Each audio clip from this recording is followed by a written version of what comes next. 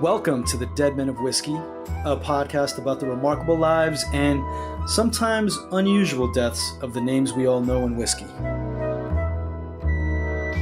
Before we dive into things, let me state that we, of course, always want to do our best to give you the most accurate depiction of the historic events that have taken place.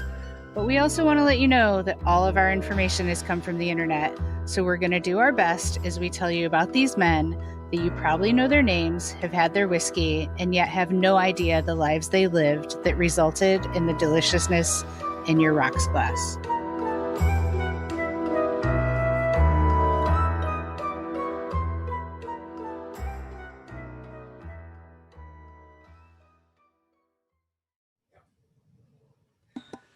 Welcome, everyone, to our very first live virtual show. We are streaming live from Seattle, Washington. It's the Dead Men of Whiskey. I'm Angel. And I'm Amy, and today we're joined by Tom Johnson, the National Brand Ambassador for Noble Oak Whiskey. Hi, Tom. Hi, Angel. Hi, Amy. How y'all doing tonight? Great. Not bad. Fantastic. Fantastic. We're excited to have you here with us. It's a pleasure to be in your midst.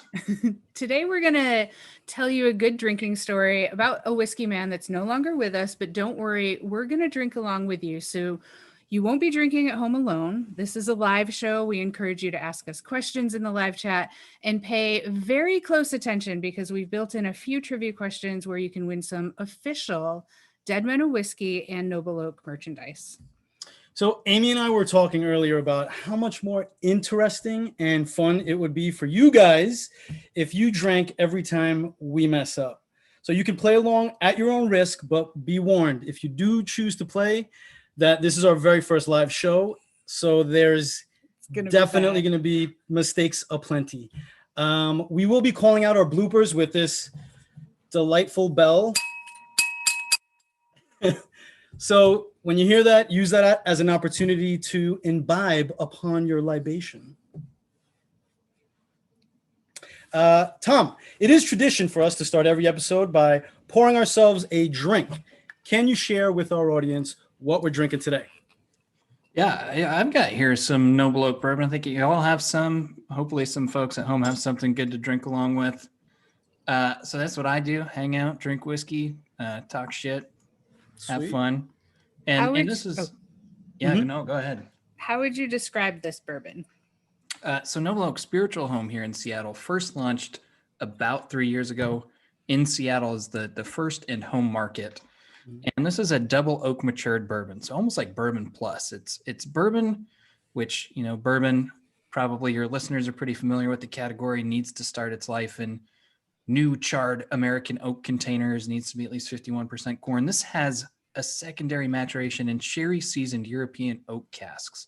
So this comes from the same company that makes the Macallan, Highland Park, Glenrothes, tremendous single malt scotch, now taking those same casks and finishing bourbon. So it's got a delicious, rich, kind of fruity, nutty, dark chocolate finish, a nice sweetness. It's almost like a cocktail in a bottle. It's delicious. It is great. Nice and warm. It's got a nice warm hug to it. Love it. That's what I like to say too, which is great, especially for the socially distanced times that we're in now. It's the only hugs that are safe to do right now. It's the only hug you still get. That's a good answer. So we're going to be drinking whiskey. We hope you're drinking whiskey too. And we're drinking whiskey and doing a live show, and not only a live show, but our first live show. So what could possibly go wrong? Well, I don't know. Stuff's gonna go wrong. So just a heads up. Should we get into it? Yeah. Let's get this history lesson going. So the year is 1886, and we're in Beaver City, Nebraska. Little fact about Beaver City: its biggest growth year was actually in 1858, when the town's population saw a boost as a result of Mormons leaving San Bernardino, California, at the very beginning of the Utah War. Another little fact about Beaver City: a census taken in 2018 showed that the population came in at a whopping 573 people. So clearly, it's a thriving metropolis. If you're not familiar with the Utah War, aka the Utah Expedition, aka the Utah Campaign, aka Buchanan's Blunder, and my personal favorite, the Mormon War, it was an armed confrontation between Mormon settlers and United States armed forces. The Mormons had already displaced and faced persecution in other areas, so they feared that the large U.S. military force was there to finally annihilate them. So they made preparations for defense. On September 18th, 1886, John and Sarah Olmstead, farmers in Beaver City, Nebraska, gave birth to a beautiful baby boy, and they gave him the perfect baby boy name of Roy. Oh, what's wrong with Roy? Who names their baby Roy?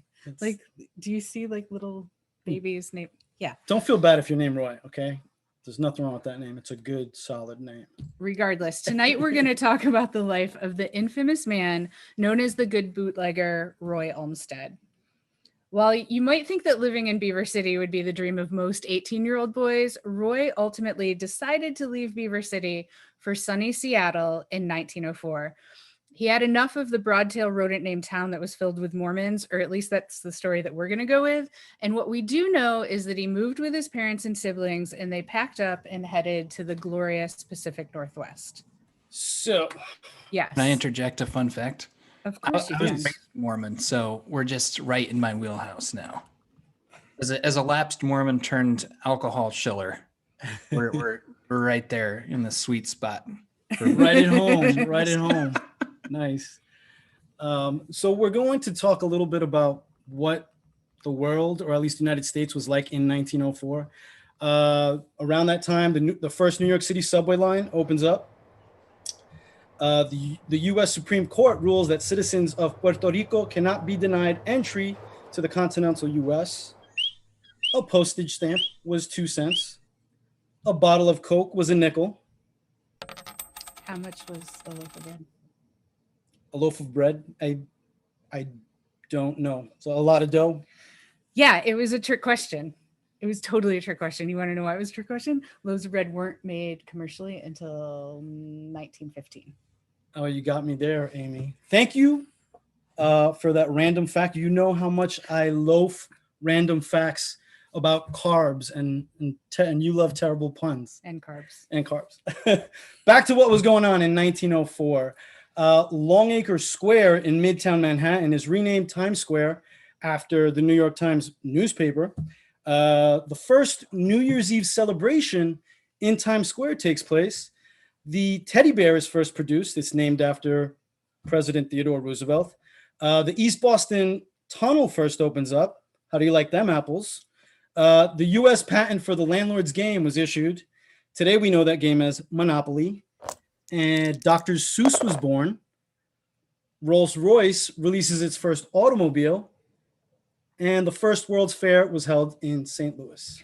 All right, Tom Johnson, do you know what foods were introduced at the 1904 World's Fair in St. Louis? I do not, and I did not cheat to look up this answer, but I'm going to go with my favorite fair food, deep fried Oreos.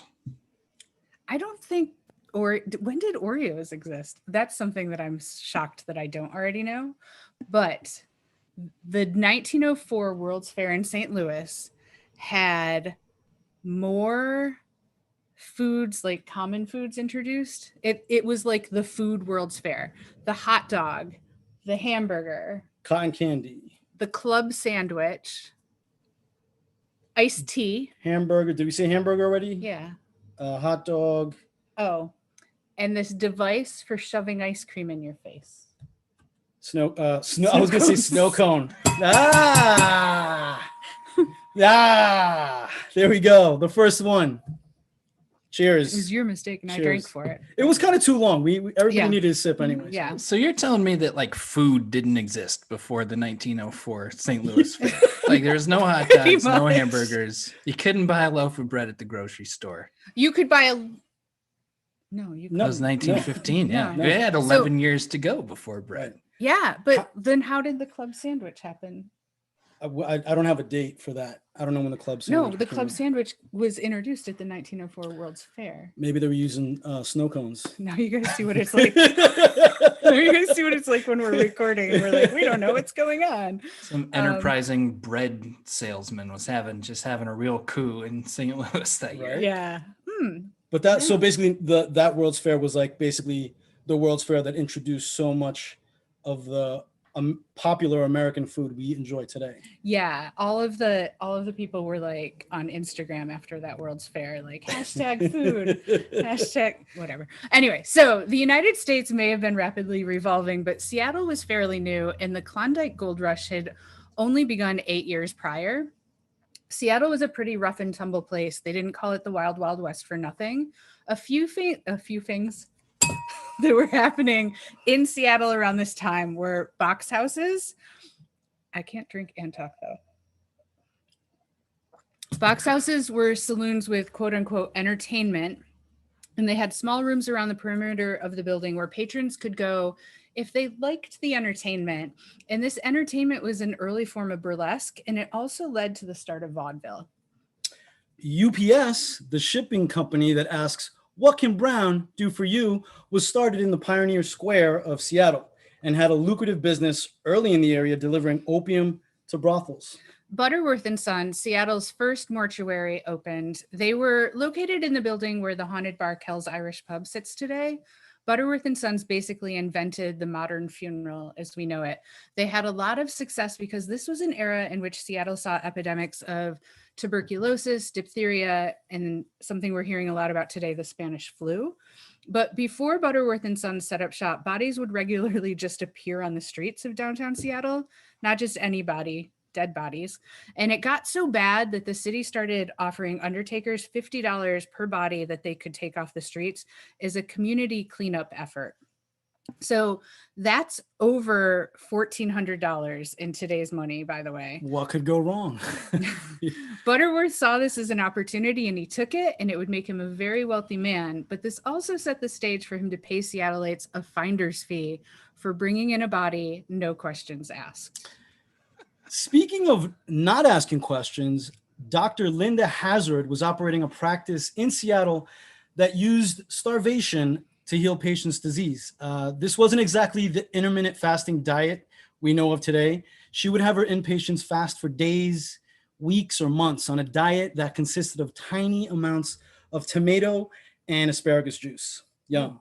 And occasionally like a teaspoon of orange juice here and there. So acidic. Yeah. This quack, on top of charging patients large sums of money for the deadly therapy, would also steal from her patients.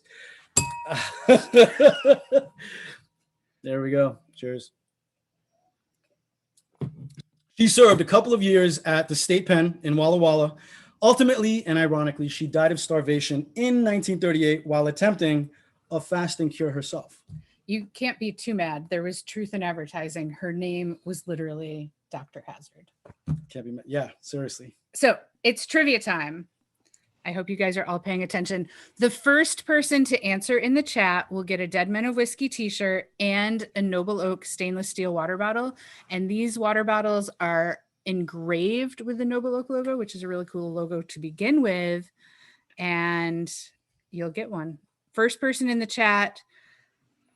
And I'm going to hand it over to Tom for the question. It's a sweet water bottle. It can fit a whole bottle of wine or a whole bottle of hooch if you're feeling frisky. Or you could have just given us some, so we have to give them away. I'm just saying. No, I don't ask. So here we go. Ready. The first trivia question. What Seattle landmark served as the location of Dr. Hazard's office? All right. Cue music. That's a real like bring out your dead thing too, right? Like bring out your dead. Sorry, carry on. Okay, actually, I just saw it come up in the chat. We were gonna get back to this later, and we'll congratulate him in a second. But I already see that it's there. Oh wait, I shouldn't do this. Yeah, because I might be reading the wrong. Like I'm gonna let somebody. We'll get back to it. We'll get back to it. So upon arrival in Seattle, Roy gets a job at the Moran Brothers Company shipyard, where he worked about 3 years. They employed many people back in the day in this area, then known as Yesler's Wharf. So here's a backstory. Henry Yesler was an entrepreneur and a politician, regarded as a founder of the city of Seattle. He even served as mayor for 2 terms, but more relevant to the story, Henry Yesler owned Yesler Sawmill that was located in Yesler's Wharf that likely supplied all of the wood needed for Moore and Brothers Company to make their boats. Random fact. Today we know the term Skid Row as typically an urban, impoverished area. Skid Row actually got its name in Seattle. The term Skid Road originally refers to the path that timber workers would skid down from the mill to the shipyards. This eventually became the dividing line between the affluent people of Seattle and the mill workers along the more impoverished population of the city. It didn't take long for the name to catch on and eventually stick. So that super steep hill we now know as Yesler's Way here in Seattle is the original Skid Road. And now you know. At this time, Roy is living at 909 James Street. This building isn't standing today, but he was just a few blocks away from Yesler. And if you're familiar with Seattle, this is the area around Harborview Hospital today. So the year is 1907. Roy's now been in Seattle for about 3 years when he decides to leave the shipyard in a pivotal decision that would go on to change his destiny when he joins the Boys in Blue at the Seattle Police Department. Roy's brother, Frank and Ralph were also on the Seattle Police Department. So it was sort of a family thing, but Roy was a hard worker and rose rapidly through those ranks. A couple of years later, in 1909, Roy married Caliste Viola Cottle, and together they started working on a family, which would later result in 2 daughters. That's a heck of a name. Caliste Viola Cottle. I feel like thought- that's what I've I been thought waiting. the bell was ringing there. That's incredible. So I'm meant to interrupt you now. Still waiting to hear back from our judges on an official ruling. So we're going back to the trivia question, and I have an answer for you. Okay. So Dr. Hazard's office was located in, of all places, Seattle's Pike Place Market. And it looks like Whit Tice was the first one to answer in the comments according to the judge's ruling. So Whit, congratulations, you get the good stuff. You get a Dead Men of Whiskey shirt. You're going to get a Noble Oak water bottle. But back to Dr. Hazard's office in Seattle's Pike Place Market. Her starvation murders were easily taken care of with with Butterworth and Sons. Ring the bell. Just a block away. Sweeney Todd, ladies and gentlemen, the demon barber of Pike Place. All right. So the bell's rung quite a bit. Let's pause for a drink. Tom, I know that Noble Oak has some noble intentions. Can you tell us a little bit about how Noble Oak gives back? And while you do that, we're going to switch to rye. Yeah, sounds good. I love this rye. Also, Yeah. you should tell us about the rye. I'll tell you about the rye because this was, I think, the first question that came up very early on. What's the difference between the 2 bottles? So first, there's The actually rye's harder to there's open. There's a third now, but one's super exclusive and just launched. We've got a bourbon, white label, so predominantly corn, finished in cherry seasoned European oak. We've got a rye, second on the market. Rye, 95% rye, so very spicy grain profile, finished with ruby port casks. So it's got a sweeter wine cask to pair with a spicier grain profile. They're both delicious. But yes, how did we give back? So this is probably my favorite part of my job and of the company of drinking this stuff is every bottle plants a tree. So Edrington Group is actually principally owned by a charity, the Robertson Trust, the largest charitable trust in Scotland. And that kind of giving more ethos from our global headquarters in Scotland all the way down the company kind of pervades everything that we do. For Noble Oak, that's every bottle plants a tree. So our tree planting partner is onetreeplanted.org, planting trees all around the globe. And locally, we like to hang out with the good folks at Mountains to Sound Greenway Trust. Kind of all the volunteer stuff is paused because of COVID for the time being in this neck of the woods, but there's still a lot of ways that you can get involved, principally for our purposes, by sipping along with us. So cheers. Cheers. Cheers. That's awesome work that you guys do. Yeah, it's fun. It's good stuff. All right. I like this rye. Oh, yeah, that is nice. No kidding. Yeah. Smooth. So getting back to our story. New Year's Eve, 1915, may have been the wildest New Year's Eve in the history of Seattle. Prohibition began in Washington State on January 1st, 1916.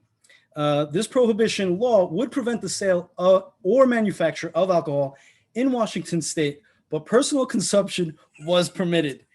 If you lived in Washington state, you were allowed to import either half a gallon of hard liquor or a case of beer every 20 days, as long as it was manufactured out of state and you had a legal permit. In the first month of prohibition, the Seattle Auditor's Office issued 18,000 of these permits. Wow. Remember how we talked about prohibition having a discriminatory past in episode 7? I think this is a good example of that. And I can see a scenario where the temperance pushers or dries that were pushing for this reform were getting support from the rich and powerful people by making sure prohibition wouldn't fully take their alcohol away, but it would take it away from those that couldn't afford to get a permit or import their own alcohol.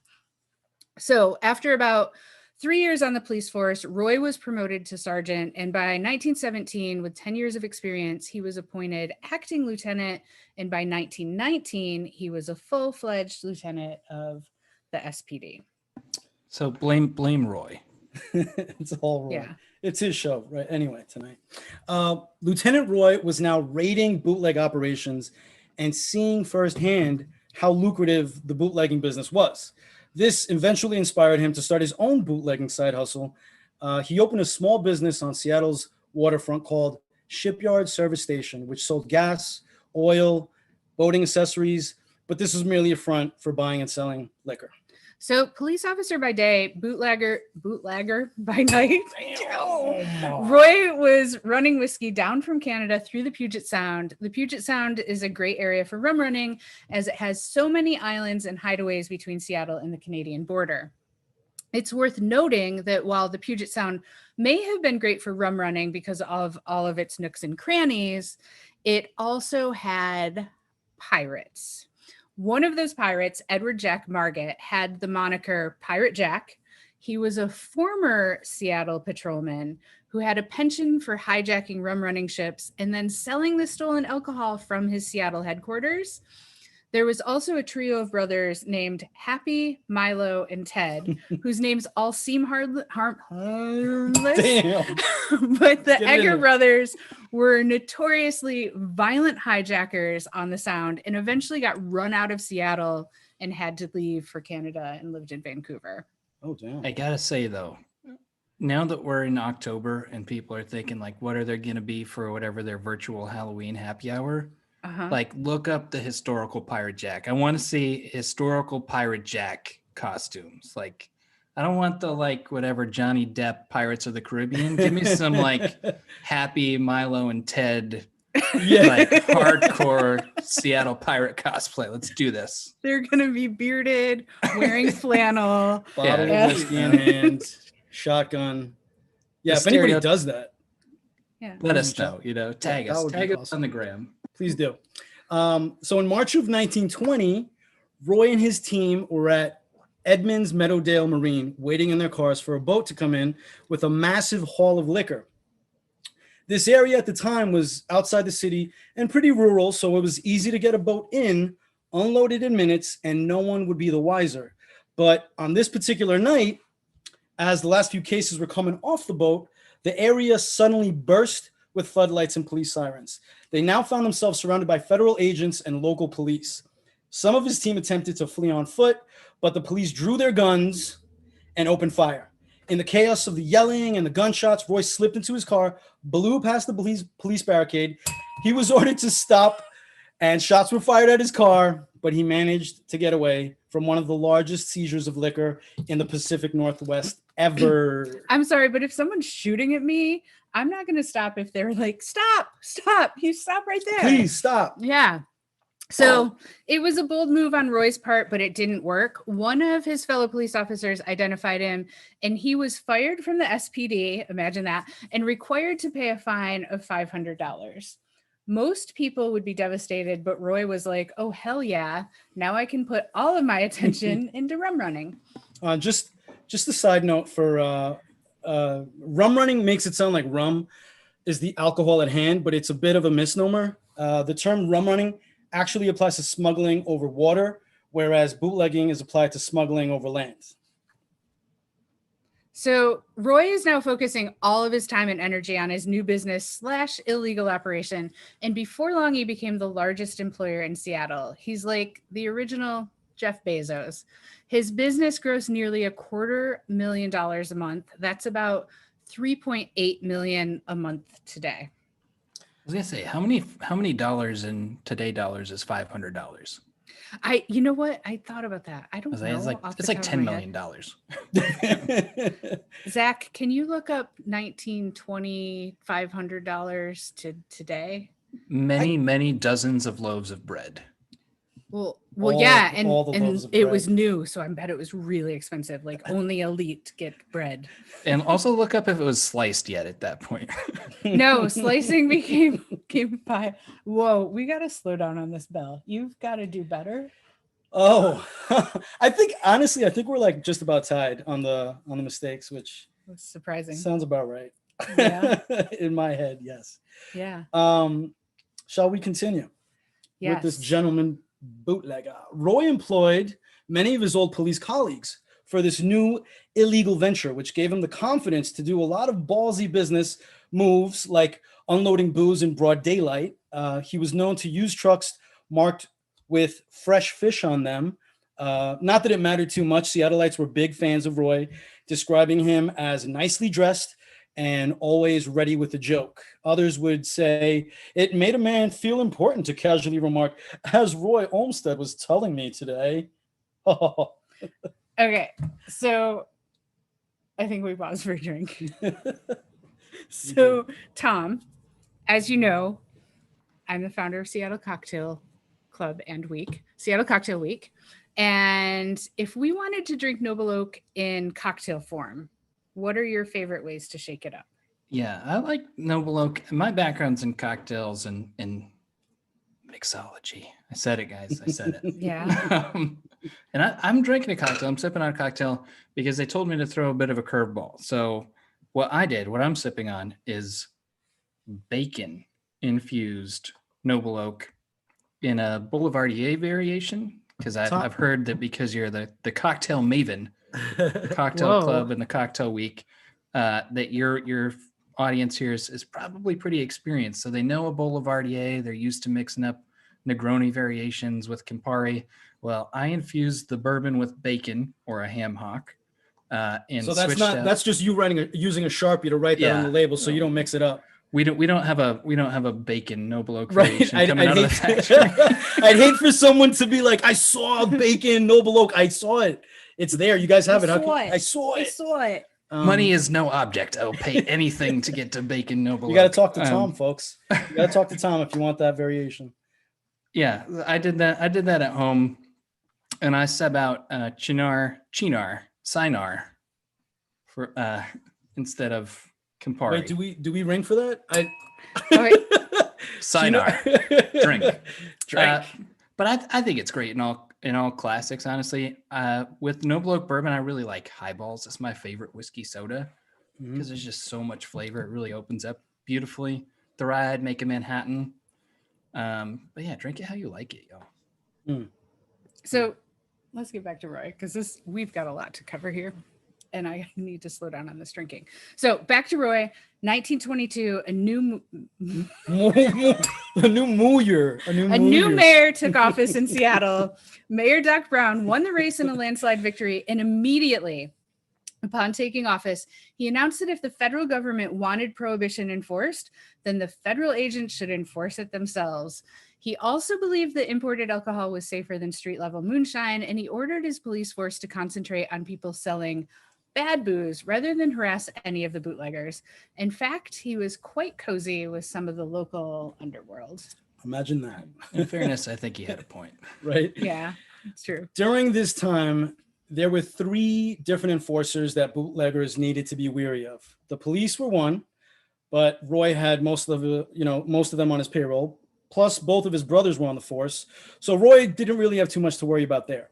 Another threat was the Coast Guard, or the Dry Navy, and the Coast Guard had machine guns on their cutters, and they were not afraid to use them, which meant that anyone running rum would want a boat faster than the Coast Guard, and it meant that rum runners were constantly upgrading their boats, and despite the money they were putting into them, they were at major risk for them being sunk into the bottom of the Sound. The other threat was the federal prohibition agents. While their title implies that, they were these straight moral temperance supporters with integrity, whose life work it was to abolish alcohol, that actually was not the case at all. In Seattle, the majority of the federal agents were known to take bribes, be raging alcoholics, and consume or sell the alcohol that they seized. Roy's operation was so large that the agents knew what he was up to. They just couldn't catch him. He was too slick. This obviously made them look incompetent, so catching Roy was fueled entirely by ego rather than pursuing justice. These prohibition agents were often mocked by Seattleites as their tactics were, let's just say, over the top, and they produced meager results. Even though these agents were known to be brutal enforcers that would beat people up, trash many of the places that they raided, and they were very quick to fire their guns. The Seattle Star newspaper, which doesn't exist today, but it was the thing, they even went as far as publishing an editorial urging that the head of the prohibition agents be fired. The antics of the federal agents were not well hidden. Two of them even got liquored up one day and crashed their car into a downtown clothing store, which may or may not have been Nordstrom. That's crazy sales down there. Crazy sales. It wasn't the rack. It was just the regular Nordstrom. Not sale Nordstrom. Unsale Nordstrom. Roy became known as the good bootlegger, as customers knew he was committed to delivering a quality product. He wasn't putting any chemicals or additives into the whiskey to cut it and increase his profits. Customers knew if you went to Roy, you could get legit bonded liquor imported from Canada. Despite the importing being illegal. Roy knew the risks and understood that he and his employees could be caught or robbed any second, but that still didn't stop him from not allowing his employees to carry firearms, telling his men he would rather lose a shipment of liquor than a life. Roy had a unique moral code he operated by. He was happy to be a bootlegger, but unlike many smugglers at the time, he didn't get involved in prostitution, gambling, gun running, and narcotics trafficking. And for this reason, many did not regard him as a true criminal. This brings up an interesting point. Bootleggers at the time were typically gun-toting and quick to shoot.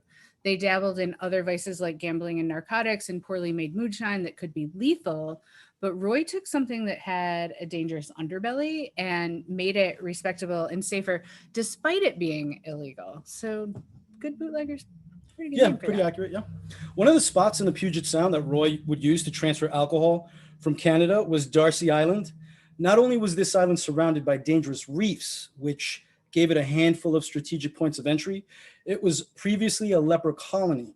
Since visiting a leper colony wasn't, and I imagine still isn't, a very popular recreational thing to do, the island would have little to no visitors. It could also be that the island was dubbed Death Island. The Canadian government would send their leprosy-afflicted Chinese immigrants to this island to pretty much die. Now, you might be thinking, well, if they had a contagious disease, they were simply isolating it. But actually, if you were white and had leprosy, you were sent to Tracadie Island, where you were treated by hospital staff. Obviously, a major contrast to fending for yourself on Darcy Island. Oh, Canada. Roy's business may have been illegal, but that doesn't mean he wasn't a savvy businessman.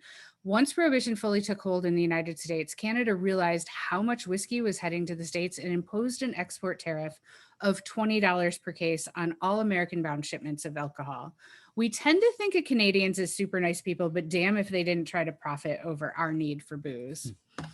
Since there were no export tariffs on shipments of booze to Mexico, Roy hired cargo ships in Vancouver and would load them up with 4,000 cases, and then he'd falsify the documents to say that they were headed to Mexico.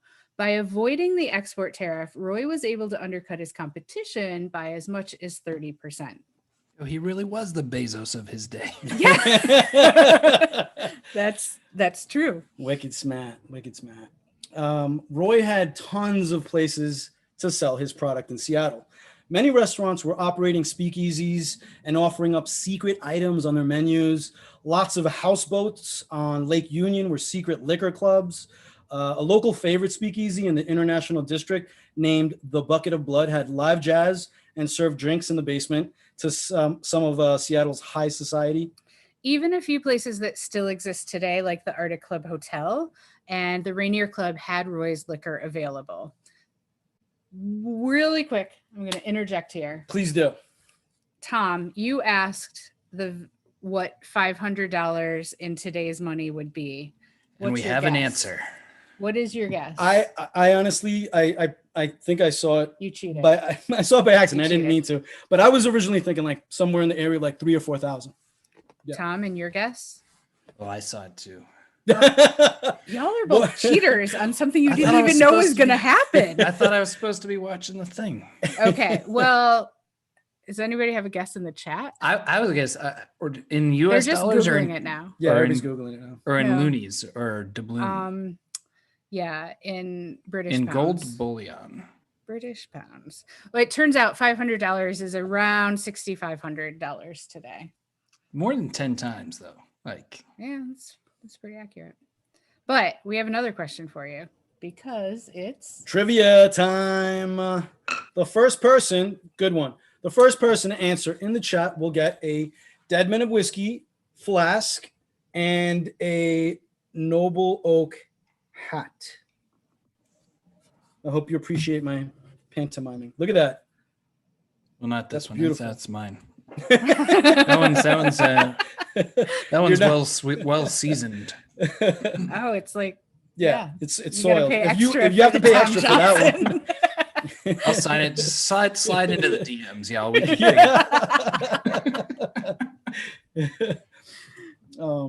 so here we all right. Ladies, gentlemen, folks, tuners in of Dead Men of Whiskey Live. Question number 2. It is rumored that one of the servers at the Bucket of Blood later became the mother of a musical icon. Who was that woman's child? Answer in the comments now. All right, folks, we're going to take a quick break. Perfect time for you to run to the kitchen and refill your drink, and we'll be back in about 5 minutes. Get that.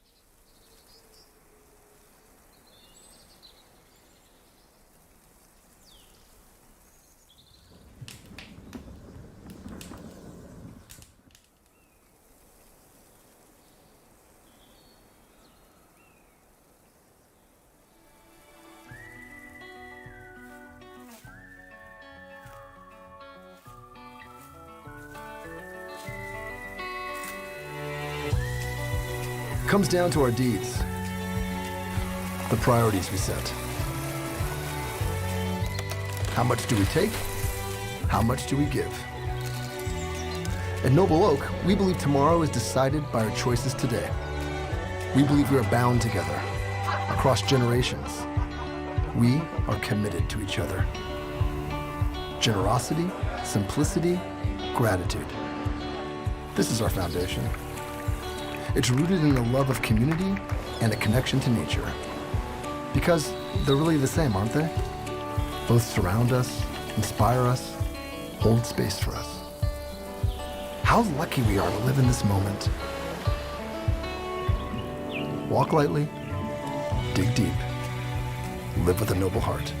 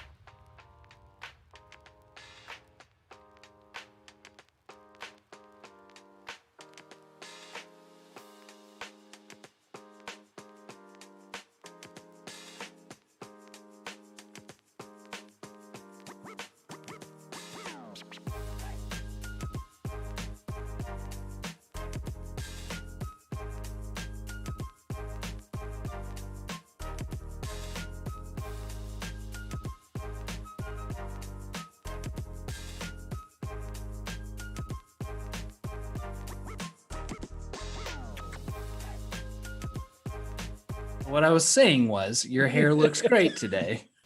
Right? Welcome back to the show. That's what I was saying. So we're back. All right, welcome back. I have some water. I know some of you are worried that I'm not getting enough water. Some of yous. I did say that. I did say use. Great. All of you. Got him. All of Angel, you. where are you from again? He's from Queens, yo. What am I forgot what I've been saying. Festival. He's from Queens. I'm from Queens, New York. So, welcome back from our break. Let's There you recap. go. I'm upstate. She's from upstate. Yeah. Drink. All right. All right. Let's do this. Back to business over here. Okay. Welcome back from our break. We're gonna recap. Roy moved to Seattle, became a cop. He got busted for smuggling liquor from Canada. He walked away with a fine, but didn't care because he was making more money as a bootlegger. And without the hassle of his day job as a police officer, he quickly became the area's biggest employer. Bootlegging operations were so prevalent in the middle of March 1922. It was the middle of Prohibition, and Seattle hosted a bootleggers convention, and over 100 bootleggers attended. This unconventional convention was held in a downtown hotel and formally established a set of rules and protocols for the bootlegging profession. These rules not only condemned the involvement of any narcotics, they also set forth an agreement on the price range for smuggled liquor. Yes, we're here for the Future Planning Committee. I mean, if you're going to get involved in the illegal operations of bootlegging, you might as well get into price fixing too, right? And you might think that price fixing was not a crime back then, but actually the laws around price fixing went into effect in 1890. So actually, yeah, it was. Roy's business was booming though, and it was a family affair. His wife Viola was involved in the day-to-day of the business, and his two daughters would even take orders for liquor over the phone when he wasn't home. That sounds so sweet. A little family business. But this ended up biting him in the ass. This turned out to be a very problematic thing for Roy when his marriage began to fall apart. After a huge argument with his wife, she went to the Prohibition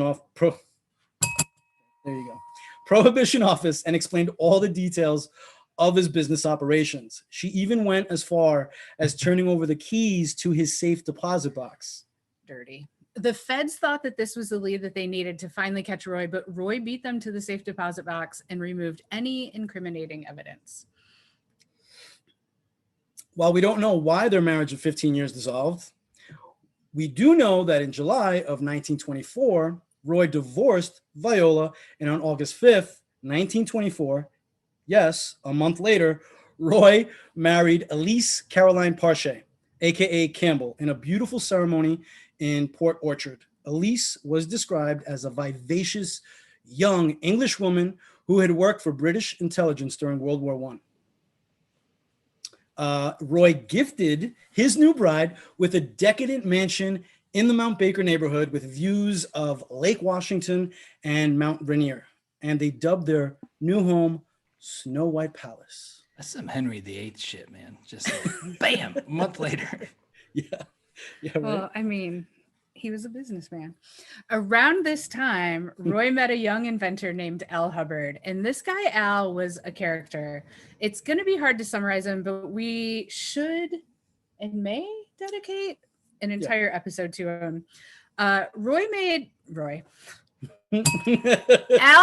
headlines as an adolescent in 1919, announcing that he had created a perpetual motion machine that harnessed energy from the Earth's atmosphere, and he demonstrated this device on Seattle's Lake Union.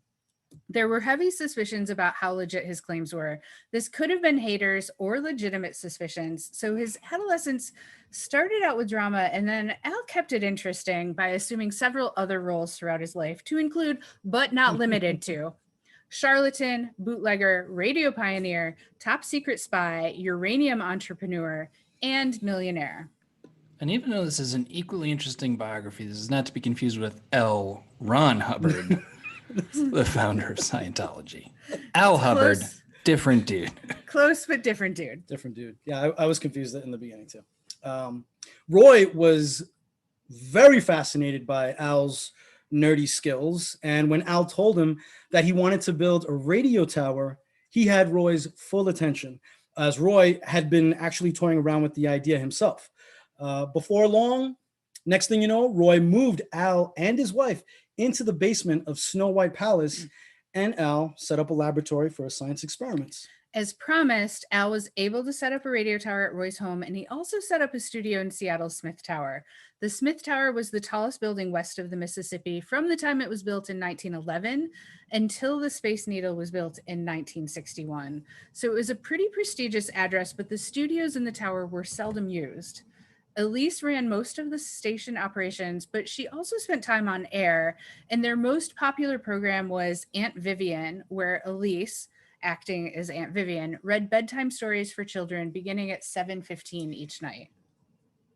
So this is where it gets like ride or die. Like this is where she gets ride or die right now.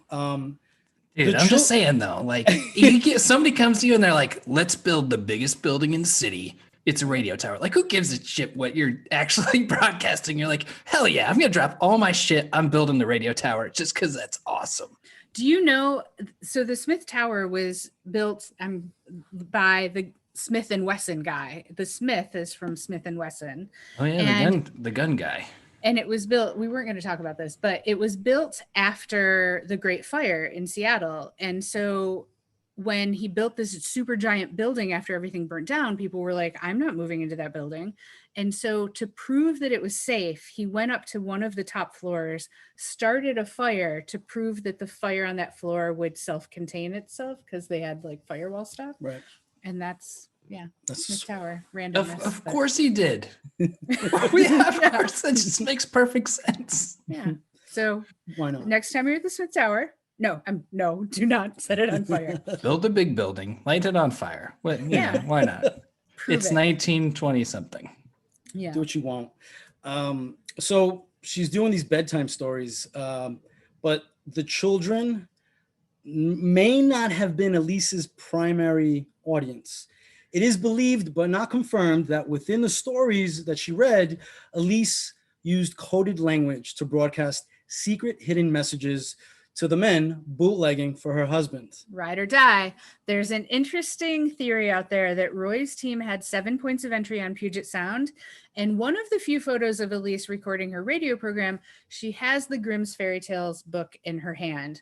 One of those fairy tales is Snow White. Is it a coincidence that their house was called Snow White Palace? Did the 7 dwarves correlate to the 7 docks to be used that evening? We'll never know. Mm. All right. I must interrupt now. I've been told because we're kicking it back to. So there was a trivia question before the break. Wow, it was a long time ago too. I know. Like ages. We're throwing it back. We haven't forgotten. It was like 6 drinks ago. So I'm gonna give you the answer, and we're gonna find out who won. I'll say the answer. You can tell me who won, so I don't have to open up a new window. You've got it there. So it is rumored that Lucille Jeter was a server at Seattle's Speakeasy Jazz Club, nicknamed the Bucket of Blood, and Lucille was the mother of one Jimi Hendrix. Congrats, Adrian Burns. Shoot us an email through our website, and we'll get that Dead Men of Whiskey flask, this one right here, and the Noble Oak hat sent out to you. If you didn't win and still want one of these flasks, check out our website, deadmenofwhiskey.com. Now, let's pause for another drink. Why not? Are you shaking? Tom, we are drinking the Noble Oak Double Oak. Can you tell us about your other expressions? Yeah, we touched on this real quick. So bourbon, that's the one you want if you like bourbon, finished in European sherry oak, rye, spicy grain, sweet port wine finish, delicious stuff. Just won 97 points at the Ultimate Spirits Challenge if you're into that sort of thing. And there's a new kid on the block. This guy. You all have a bit of this too. This is called Trinity Reserve, something super cool in the world of bourbon. Finished with 3 different oaks, ex-bourbon, European sherry oak, and virgin Japanese Mizunara oak, which I know is super hot, and like the whiskey nerds are going to pop off in the comments and be like, oh, it's just a cash grab. Yeah. It's delicious. Unfortunately, because of COVID, we didn't get to roll this out in real person, real human life, so we only have a couple of sample bottles. But check it out, Flaviar Caskers. Follow us on Instagram at Noble Oak. Click the link in the bio. Only 2,800 bottles made, and we've already sold a good bit of those. So grab one while you can. Super delicious stuff. Cheers. Cheers, Tom. You're just going to drink. This stuff is a bit stiffer, though. I'll warn you. Oh, it's good though. Yeah, this is like So is like a 101.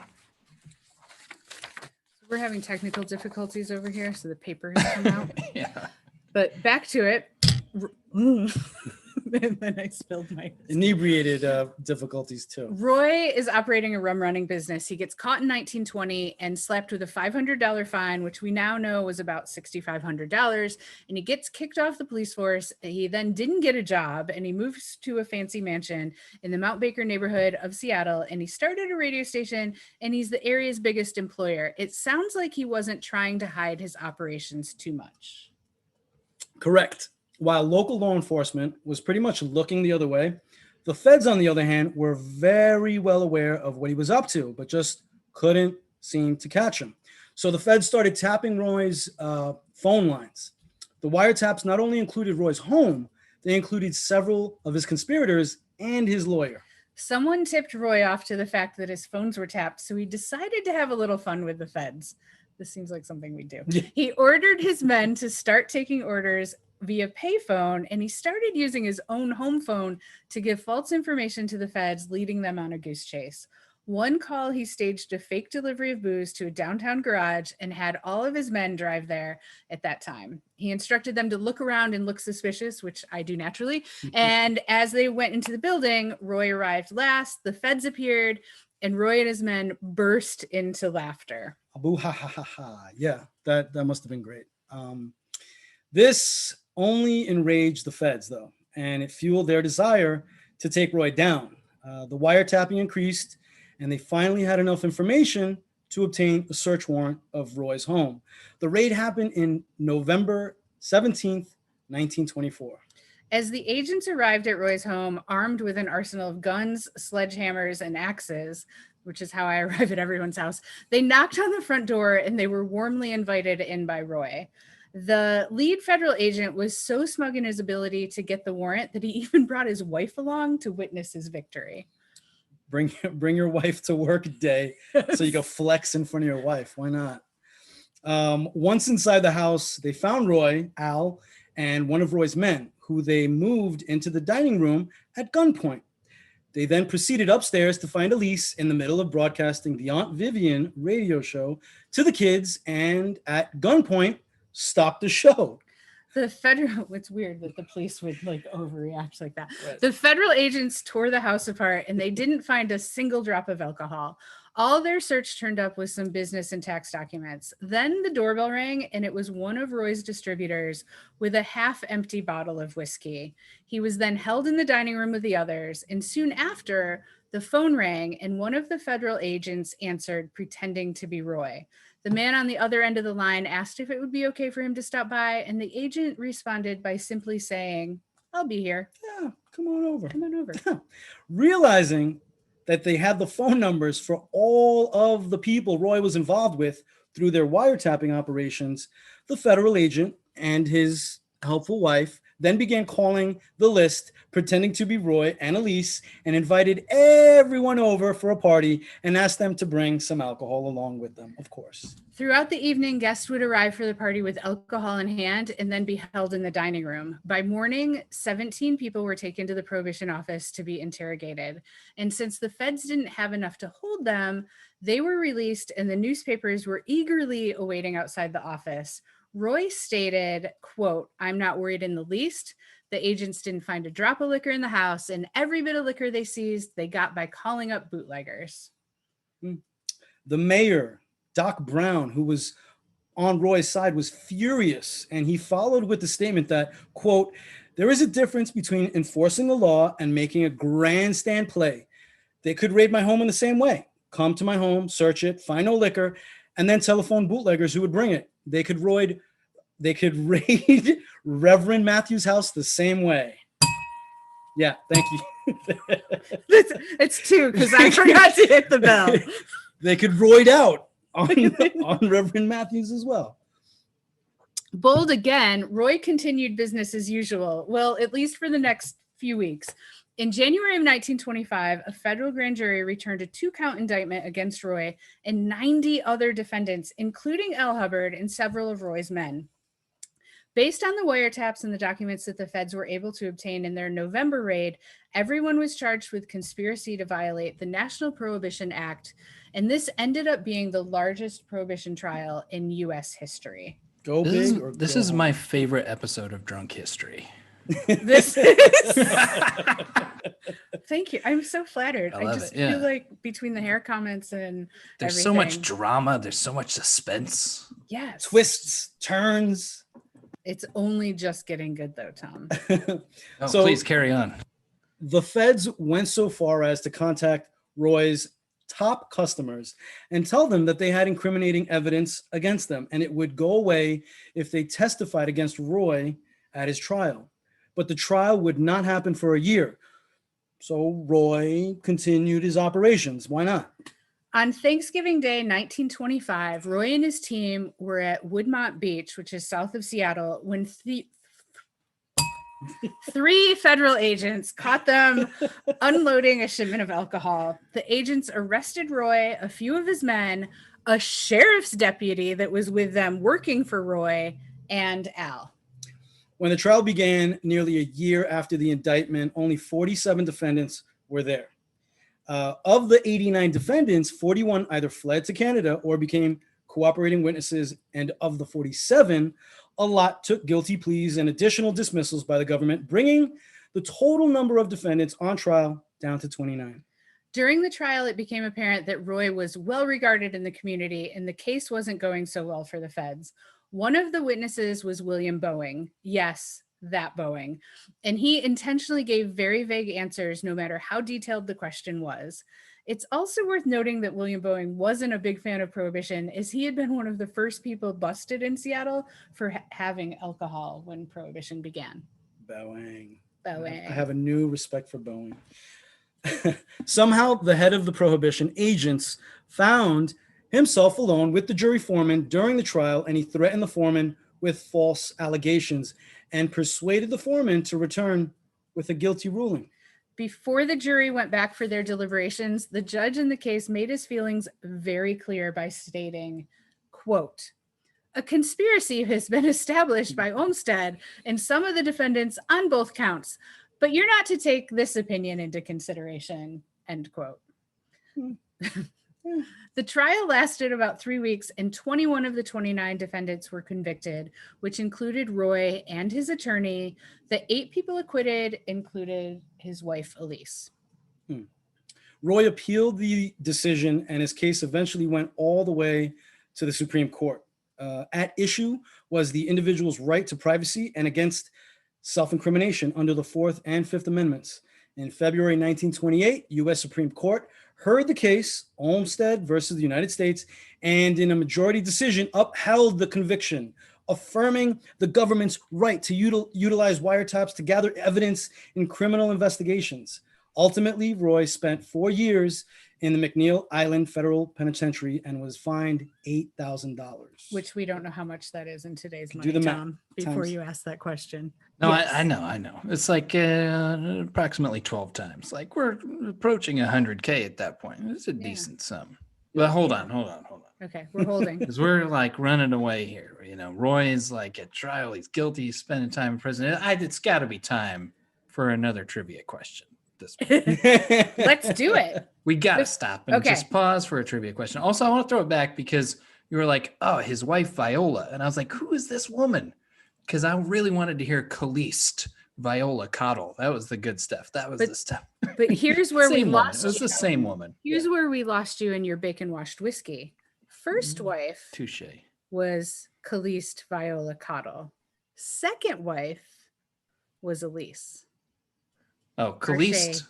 Elise. Elise, she got kicked to the curb because she didn't get kicked to the curb. She was the snitch. She's that the one who went to brought the keys to the safe deposit box and was to like, the Prohibition office. It's because she couldn't bear him a son, I think. Anyways, trivia question. McNeil Island Penitentiary would later go on to be home for 2 notorious criminals. And we want you, the folks tuning in at home, we hope you're having a good time. Really, Of course. a pleasure to be in your midst. Name one of those 2 inmates. What do they get if they name it right? Oh, yeah, I was supposed to do that part too. It's not the Green River Killer. Oh, we got a wrong answer. Yeah. But yeah, so while you're answering this question, you're going to get a Deadman of Whiskey t-shirt and a Noble Oak stainless steel 750 milliliter water bottle that you can put a bottle of wine or a bottle of booze in. Angel, is this your mom? Hi, Mom. Oh, it's Angel's mom. I've heard that we have some moms tuned in the audience. If you're somebody's mom who's hosting the show, I don't think my mom is watching, but if my mom is watching, please send us a note in the comments. Let us know how you're doing. Hope you're having fun. Chastise us for our drinking and mistakes. So before my mom starts commenting, like I'm just impressed that she figured out how to get into the chats and type that. I don't know how she managed that. Hey, like moms legit, can like do a lot of things that you think that they can't do. When she puts her mind, wow, okay. Mama Angel is on it. Yeah. Anyway, let's talk more about Al. So if you're wondering what Roy's radio partner, Al Hubbard, was sentenced to, the answer is 0, zilch, nada for these charges. Soon after the original raid on Roy's home, Al was feeling the heat. And despite the fact that Roy had taken Al and his wife in when they had close to nothing, and he employed him and he let him live in the mansion, Al agreed to become an informant in exchange for having his name removed from the indictment and being made an undercover prohibition agent. So Al continued to work with Roy while also employed as an undercover prohibition agent, and he played both sides. No bueno.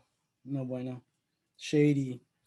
It is even rumored that Roy had given Al the $10,000 from the sale of his home, which, by the way, was the whole what he got for the whole house, right? Yeah. Can you imagine buying a mansion in Seattle for $10,000? I feel like I missed out on my real estate moment. So he gave the sale from the home. Basically, Roy had given Al the $10,000 from the sale of his home during his legal battle because Al had implied that the federal agents would take bribes. But little did Roy know at the time, Al was the federal agent he was talking about. Later in life, Al went on to be employed by the early version of the CIA, and he really reached his defining moment in 1950 after discovering the transformative effects of a little-known hallucinogenic compound, LSD. Al introduced more than 6,000 people to LSD, including scientists, politicians, intelligence officials, diplomats, and even church figures. This gave him the nickname of the Johnny Appleseed of LSD. If anybody's wondering what happened to the radio station, I actually saw somebody got it in the comments. Oh, really? Yeah. Oh, but shit. We're zipping through. Yeah, but if you're wondering what happened to the radio station, it was soon sold and it changed its call letters. It's still around today, known as Como Radio. All right. Como, we've got Como is back in the comments. Time for us to check back in on our last question about McNeil Island. So the McNeil Island Penitentiary was home to 2 notorious criminals. They were Charles Manson and the Birdman of Alcatraz. both really That hot. penitentiary closed in 2011, and the island now houses a facility that involuntarily commits sex offenders deemed likely to reoffend after serving their prison sentences. The rest of the island is now the McNeil Island Wildlife Preserve, and none of it is open to the public. It's probably a good thing. Congrats, Mandy Ratchford. Shoot us an email through our website and we'll get you the Dead Men of Whiskey t-shirt, just like Angel's wearing, the Noble Oak water bottle. We'll send it out to you. And if you didn't get a t-shirt and you want one, we do have them on our website, deadmenofwhiskey.com. Yeah, you gotta rock that. So we're getting into fashion season, and right? again, I'm just gonna keep hitting on y'all all night. Hey, It looks, Go- Angel, it looks Go great. on, Tom. It goes great with that fresh dew. So if you got a new dew, you're rocking it. That metal whiskey shirt. It looks great. thanks, man. Tom, I like your hat and I like your overalls. Yeah, thank you. I got Welcome. clothes on underneath this as well too, but I think the striptease portion happens the fans only After party. part. After Yeah. Oh, party. yeah. You have to be a Patreon subscriber to Yeah, get the Tom Johnson. Kick in $5 a month, and Right? you know all sorts of things happen. See when what we get it all. Mom, they're kidding. They're Joking kidding, moms. Mom. Joking Definitely moms. Yeah, kidding. it's just a joke. Joking mom. All right. So while in prison, Roy reformed himself and became a Christian Science minister. Elise lost the mansion and was forced to move to the Ballard neighborhood, the old Scandinavian fishing village of Seattle. It was to a location about a block away from where we're actually recording this. Like you can see it out the window. Roy was released on May 12th, 1931, after getting some time off for good behavior. Upon his release from jail, he returned to Elise, who was actually waiting for him in Seattle, where he began work as an insecticide salesman and fumigator. Prohibition came to an end in 1933, and on December 25th, in 1935, President Franklin Delano Roosevelt granted Roy a full presidential pardon. And although he had done his time, this was a great Christmas gift, as both it restored his constitutional rights and it pardoned the hundreds of thousands of dollars the IRS claimed Roy owed in unpaid liquor taxes. I'm going to enjoy my sip. I was going to sip and Well, this is now the podcast. Just watch us. watch us drink. Roy's post-prison life was drastically different than his big money-making days as a rum runner. Roy sold insecticides and then moved on to selling life insurance. And when he wasn't at work, he spent his free time with inmates around Puget Sound, teaching them Christian Science beliefs and preaching the Christian Science anti-alcoholism agenda. He even taught Sunday school at his church on the weekends. So, you know how we talked about Elise being ride or die? Do you? Were you here for that? I was, yeah. I do not recall this. So, Roy's extreme twist from bootlegger to born again wasn't the life that Elise had signed up for. And the two split up in 1940 and eventually divorced, citing personal and religious differences. And Elise stated that he, quote, deserted her without just cause, end quote. But I mean, he went to prison. Yeah, but then she waited. I don't understand what happened. She waited for him to get out of prison. And then he gets came out, home and he was like, here's my Christian Science beliefs. And she was like, I want a criminal. Yeah, she wants a bad boy. Bye-bye. Yeah, Yeah. He became less hot. Yeah, I guess. Look at that. Should have worked out in prison. You know, JT is the hot one, but sometimes you just want the AJ, right? Am I right? Exactly. You got to go fishing for an AJ. It gets tired. Tell us more about your thoughts, Tom Johnson. Well, we can kick it back to NKOTB, but again, We can that's on because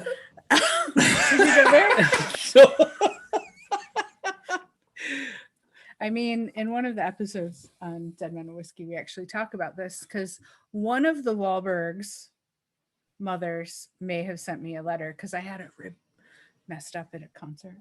Oh my okay, goodness yeah. gracious. Dude, you were on the episode. It's in the Dead Men and Whiskey episode. All right, you got to go back. Y'all go back to the archives. But while you're still here, sound off because we get a few minutes left of the thing.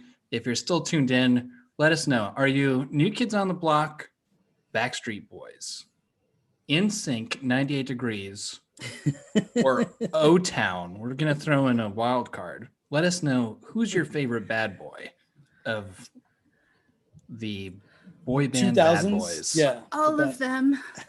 I mean, one of each, please. Throw out all the rest.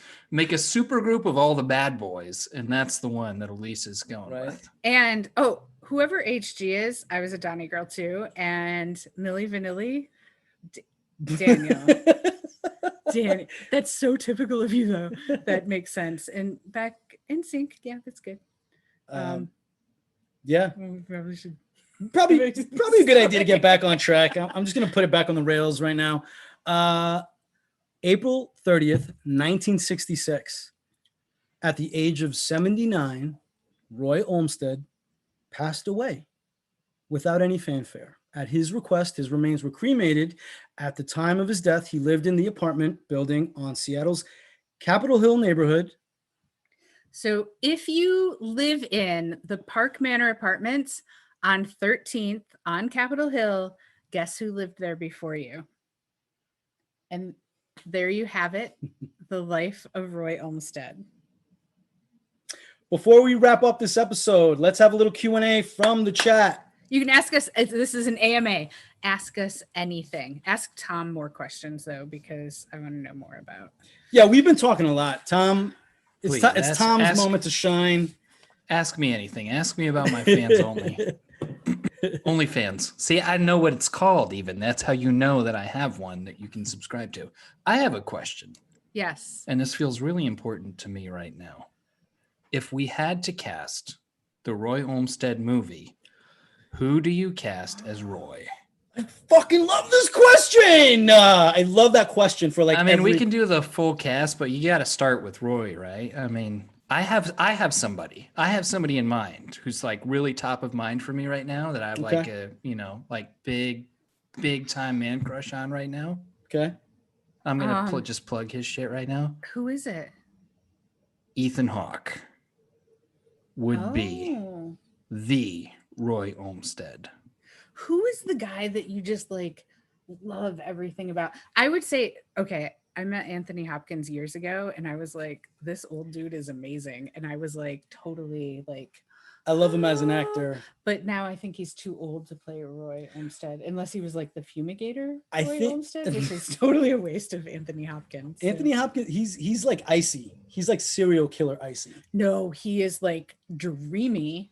What? Whoa. Yeah, he's in dreamy. Real like life. If you want to, if like the fava beans and the Chianti and the whole thing. I mean, like serial killer icy, like his role, like I think his defining role was like, Hannibal Lecter.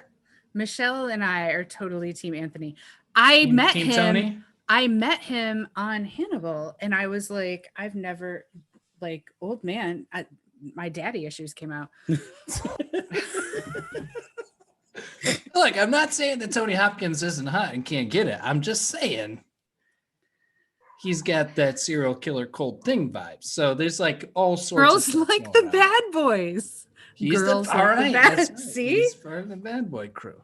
I mean, I feel like Steve Buscemi, like he gets a lot of love. But this was also all right. And I'm gonna give you one more.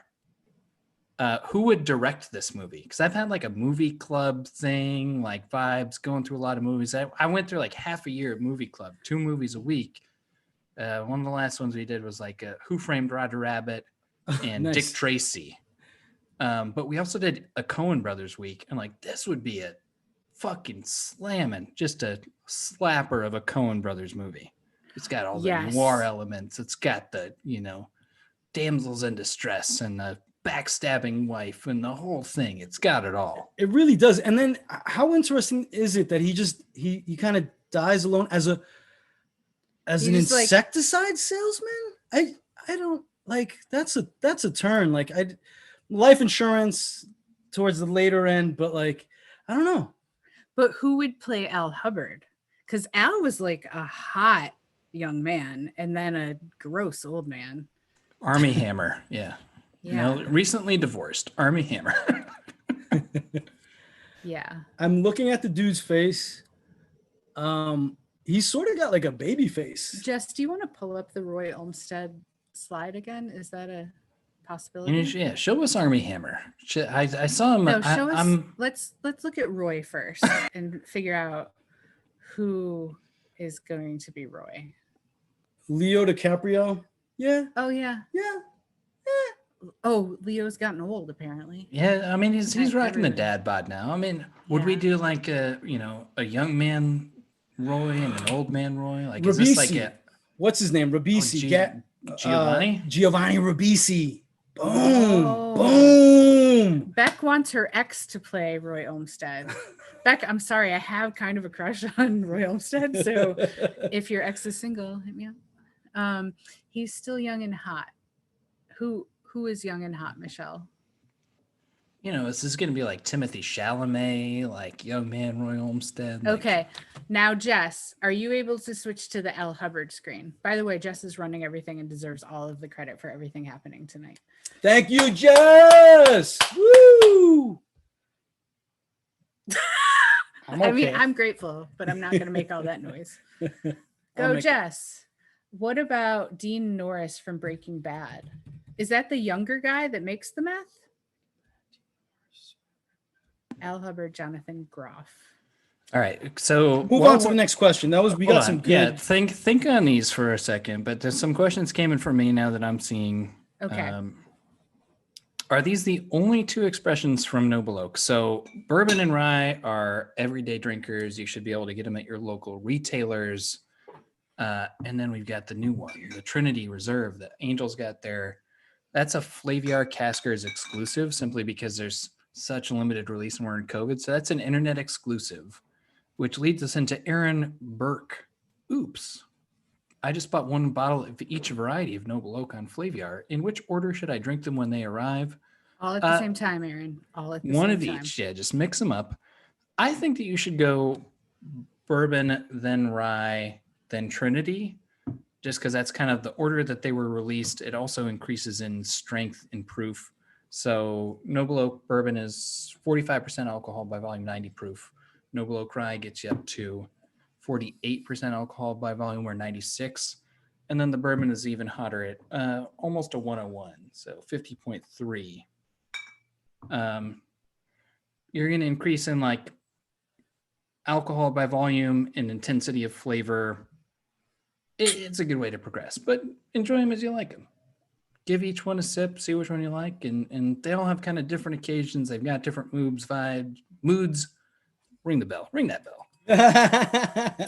Vibes, personalities, occasions. They're all delicious. And, you know, something that's like, maybe this is my weekend thing. Maybe this is my tough Wednesday thing. Check them out. Let me know what you think. I'm always interested to hear this. Right on. Someone suggested, Whit, I'm going to call you out on this, but I got to go to one before then. Someone suggested Martin Sheen for Al Hubbard, but I actually think Charlie Sheen would be a better one. I mean, I think isn't he like retired? I mean, I think he's like dropped out of the limelight a little bit. Didn't Martin Sheen just die? I don't know. There's a lot. I mean, this is the Dead Men of Whiskey. We can talk about that. But Whit, who happens to be one of my favorite listeners. Am I allowed to have favorites? Sure. Oh, no, it's his father. So Whit wants to know, Tom, did you ship nearly empty bottles to our hosts? It seems like your bottles have a lot more than them. Wow, Whit, that is very like observational. Whit's got our back. I have to admit that yes, I did. This It's is all all my good. fault. And Matt Harvey's fault. For shame. For shame. Let's call For Matt shame. Harvey out on this one. The rye. I don't even know if he's in here, but like, where does rye go, Matt Harvey? I think part of it is that some of it was, you know, distributed amongst friends, and part of it is just that the Noble Oak Trinity Reserve is so limited that even I don't have access to it, unfortunately. Just in case anyone's interested, we do have a confirmation that Charlie Sheen is not dead. He saw Carmen Green saw a TMZ video of him walking through a McDonald's drive-through and giving out handshakes. Yeah, Martin Sheen's he's the president. He's the West Wing president. I worked with him once before. No kidding. I thought we weren't gonna like flex and like I'm drop not flexing. names. What I was going to say is you're easier to work with. Oh, thanks. Both of you are. Thanks. Slightly easier than Charlie Sheen. Apparently, Whit asked, what new products are on the Noble Oak horizon?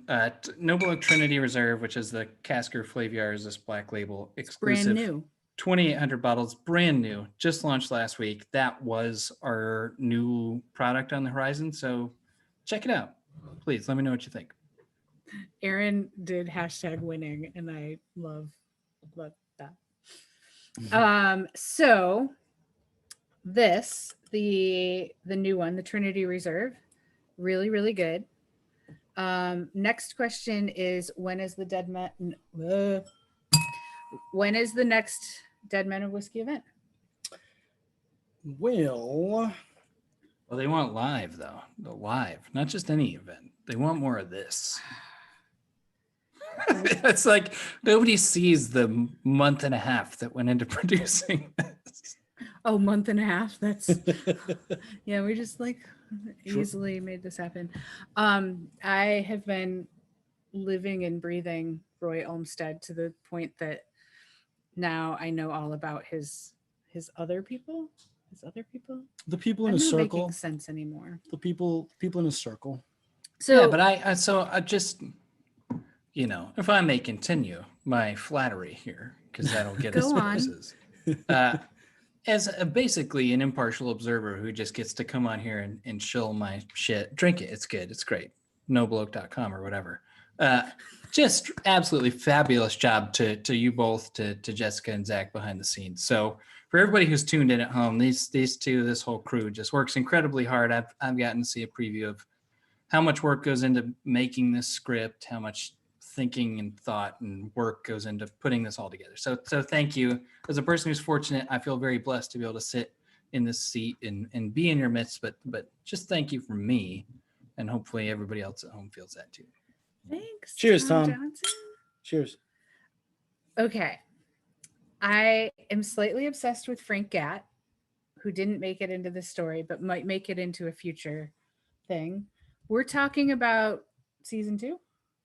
Yeah. We have a live show on somebody else's channel Later on. late next week, in a week. We'll stay No, tuned. our website has it. Yeah. So if you go to deadmenofwhiskey.com/events, it's there. We're working on a Halloween show. We have a Halloween special, folks. If you like Halloween, you're gonna freaking love it. It's pretty exciting. I don't know if we want to give too much away, but if you're into reaching out beyond the grave, you might enjoy it. We have to talk to the Navarros here, because every time you see me, I am not drinking. My mom is on this. That is not true. I'm hardworking. Jeez, Navarros. I know where you live. Hard work or hard living. Yeah, like, okay, you can ask us anything about recording, like the time that anything. Ask us anything. Wow. Like, who drinks more on the podcast?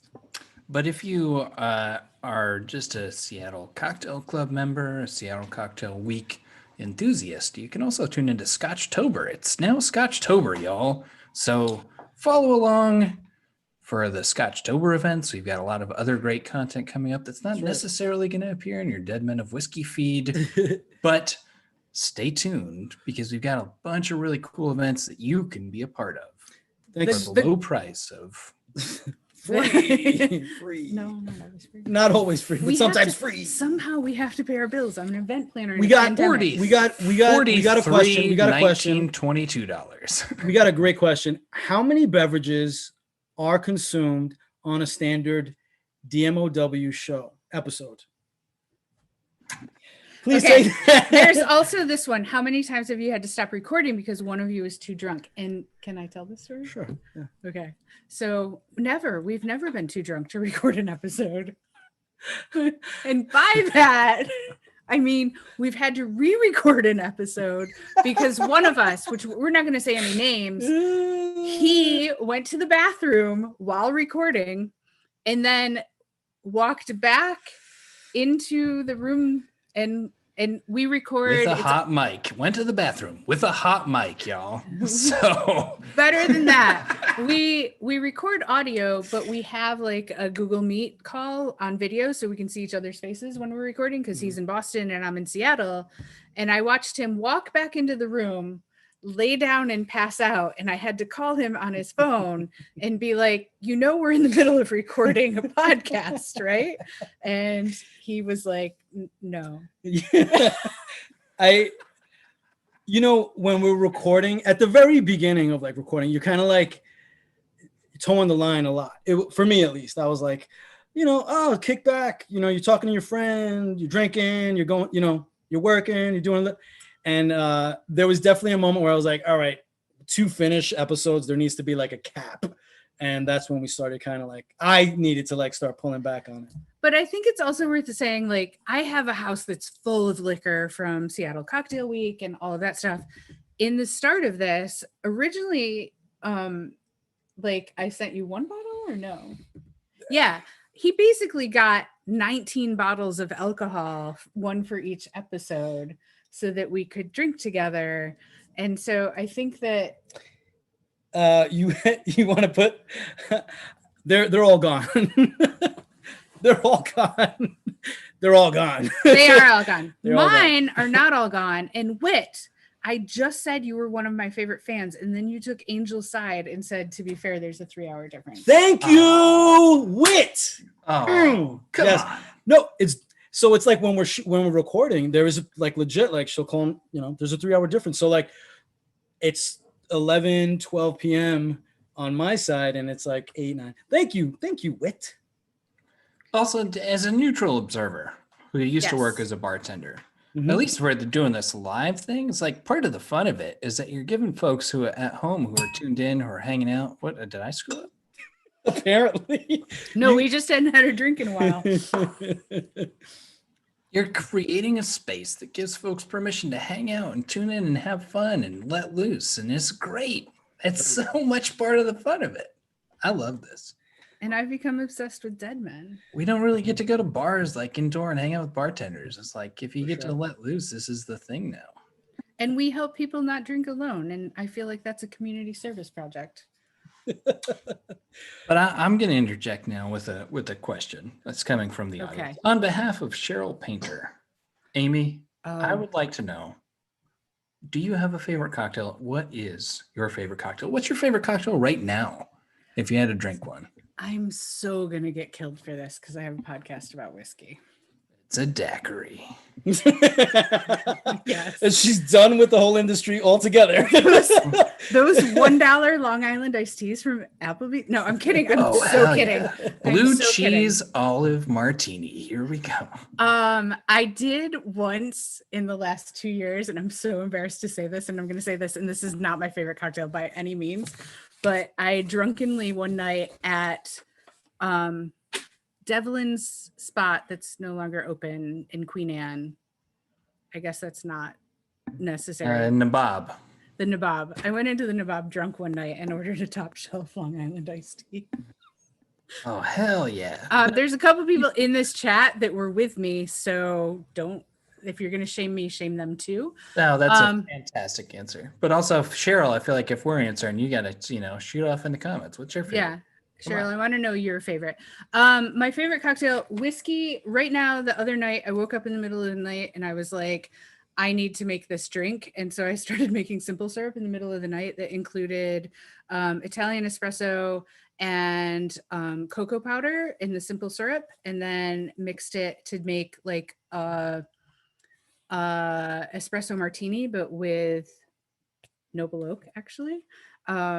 And it was pretty darn good. We're actually doing once a month, we'll be doing cocktail recipes on our social media starting next week-ish, or whenever we sober up and make that happen. There's a lot of cool stuff happening basically this month. We're coming out with a lot of cool stuff. Stay tuned to the feed. Let us know if it's good. If it sucks, let us know that. I think that somebody in the comments just said espresso martini, and they were calling me out for being a huge fan of espresso martinis because I love caffeine. But I also happen to love gin a lot. Oh my God, my mom is watching this and she's like, Amy, I thought you didn't drink. I'm sure I'm going to hear that tomorrow. Sorry, Mom. I do run Seattle Cocktail Week. I'm a big fan of gin. I'm a big fan of whiskey and exploring different things. I do have a go-to drink, which has been a specific kind of gin that I'm not going to call out on this podcast, and in a French 75. It's kind of my like, I'll take something sweet, it's desserty and whatever. But I also just like exploring everything that Seattle has to offer. Yeah, I think for me, well, it's whiskey, vodka, or not vodka, tequila, and gin. Those are like my go-tos. Like together in a cup? What are you talking Yeah, about? just I think all of it. Amy already covered the high-end Well. Long Island iced tea. Yes. This is why we're such good podcast people. We drink it's terrible great. Long Island iced teas. It's great. Top shelf Long Island iced teas. Oh, we have the super excited about this. We're making prison hooch. Yes. That Did you not hear this, Tom? Oh, no. We chatted about this last time I was hanging out. It's currently fermenting. It's fermenting. It's getting bubbly, gassy. Jessica said it smells like vomit. That's a good start. Yeah. Yeah. Good. Yeah. And Tyler Moore is going to come over and make us some cocktails with our prison hooch, which we'll probably do. We haven't decided how we're going to do that. We're gonna try to figure out a way to incorporate that into a cocktail. We're Just not. make- We're going to let Tyler do it. 'cause he's good. you're in good hands. Tyler knows how to make good spirits great and bad spirits palatable. Yeah, That's- and that's all we want. He Do you want to can come cover over? the spectrum. Yeah, of course, absolutely. You want to come over and try the prison hooch with us? I'll be there. Yeah, for sure. We're also going to make burgoo. Safely, socially distanced, sharing prison hooch. We have a big space. We can do it outside. Yeah. We have the technology, Tom. Let's just pour it in my mouth. It's fine. Yeah. It's on the record. Right. There's people who are witness to this. Let's make it happen. Right. All right. I'm still trying to figure out what Cheryl's favorite cocktail is. Yeah. Did our Oh,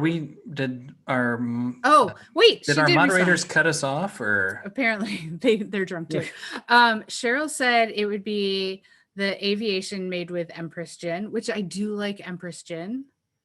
Very pretty. That's a very Yeah. pretty choice. It's pretty choice. You like a French 75 too. I do. Yeah. I do. One of my French. It's a take on the French 75, a Jalisco 75, where they use tequila instead of gin. That is also like pretty amazing. I love that. Morgan. Sorry, go ahead. I was gonna make some crack about something about physique like The Rock. Go for it. Who sells She tequila? works. Do you know The Rock? Are you gonna tell me that you know The Rock now? You're like, No. oh, yeah, no, we're not gonna. No, my name friend drop. actually met him though. At some. What, some you like don't that. know The Rock? I don't know The Rock. I don't think you're allowed to just like casually know The Rock. I feel like like you would. You stop existing at a certain point. Like, oh yeah, he shook my hand and I'm dead now. Like, I'd be wearing a T-shirt that said "I've met The Rock." Yeah, like- and I've got the muscles to prove it. Are you drinking raspberry White Claw? Your comments say differently. So this is Um, fantastic. Every Thursday we're gonna do this. So you want to know Aaron- when the next Dead Men of Whiskey Live is? It's the next Thursday. There's no script. It's just gonna be us three hanging out on a live chat.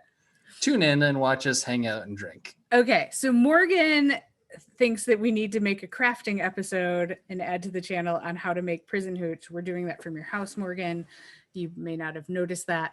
All this talk of homemade hooch reminds me that I should try the plum moonshine that's been oak aging for 5 years in my closet.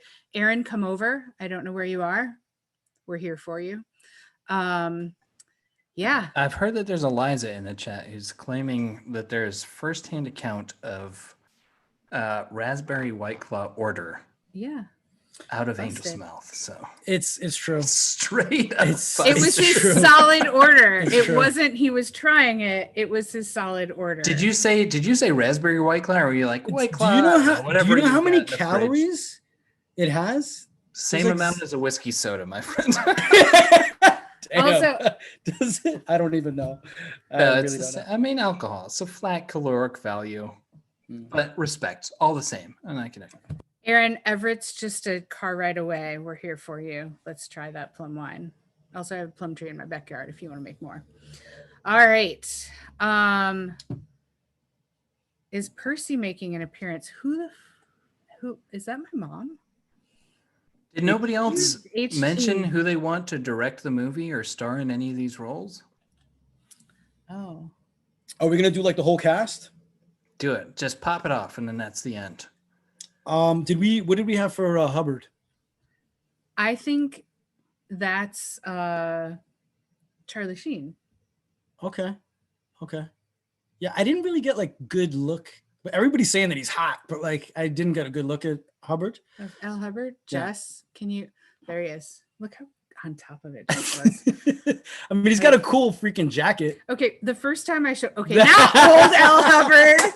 The first time I Now showed she's you, getting really She's Jessica. like, yeah. You did that on purpose. Young Al Hubbard. The first time you saw him, you were like, yes. Yeah.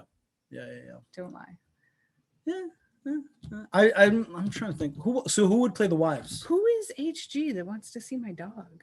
Or they've maybe just It's Heather. She just said it's Heather. I kind of also feel like this is just a sequel to Hamilton.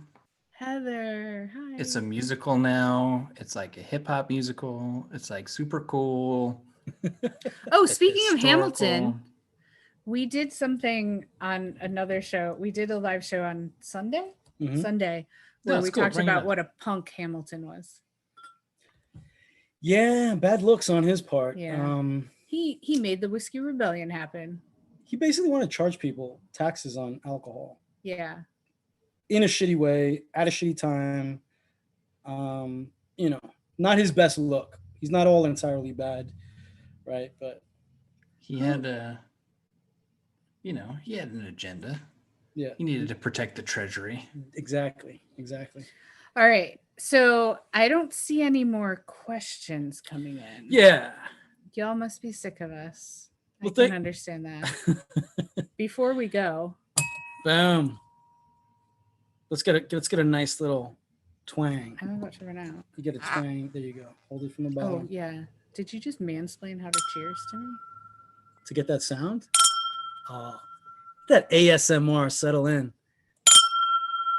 Oh. Jason, tell us about Kentucky Moonshine. Jason, what's up, That's man? Kentucky Jason, That's isn't Kentucky it? Jason. Well, you should check out episode 9.5. It's all about moonshiners and some white whiskey. That's it. The White Lightning. All right. Anyway, thank you everyone who tuned in for our very first ever virtually live show. And thank you so much, Tom, for joining us today and telling us all about Noble Oak. If you haven't already done so, please show us some love by subscribing to the Dead Men of Whiskey on Apple Podcasts or wherever you listen to your podcast, and check out our website to get your Dead Men of Whiskey swag. Have a good night. Thanks for Cheers. joining us, y'all. Cheers. Like and Cheers, Tom. subscribe. Recommend to your friends. Dead Men of Whiskey. You're the best, Tom Johnson.